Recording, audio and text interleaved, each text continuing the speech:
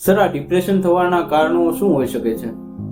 Depression થવાના આમ તો ઘણા બધા કારણો હોય છે, પણ જો આપણે વાત કરીએ તો વારસાગત કારણોની વાત કરીએ તો જેનેટિક ફેક્ટર્સ તથા ફેમિલી હિસ્ટ્રીનો પણ રોલ હોય છે.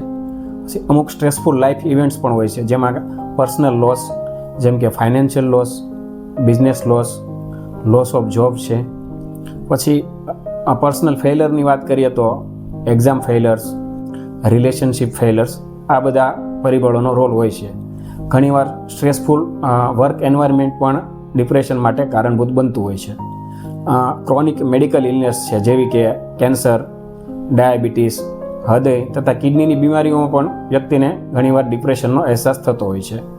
પછી અમુક નશાકારક પદાર્થોનું સેવન છે, જેમ કે આલ્કોહોલ છે તથા અમુક સાયકોએક્ટિવ સબસ્ટન્સ છે, એમનું સેવનને કારણે પણ વ્યક્તિને ઘણીવાર ડિપ્રેશન થતું હોય છે.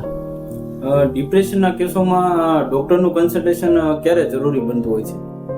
આમ તો ડિપ્રેશનના દરેક કિસ્સામાં ડૉક્ટરનું કન્સલ્ટેશન જરૂરી હોય છે, પણ જ્યારે વ્યક્તિને આત્મહત્યાના વિચારો આવતા હોય છે કે આત્મહત્યાની કોશિશ કરેલી હોય, આવા કિસ્સામાં ડૉક્ટરનું કન્સલ્ટેશન ખાસ અનિવાર્ય હોય છે.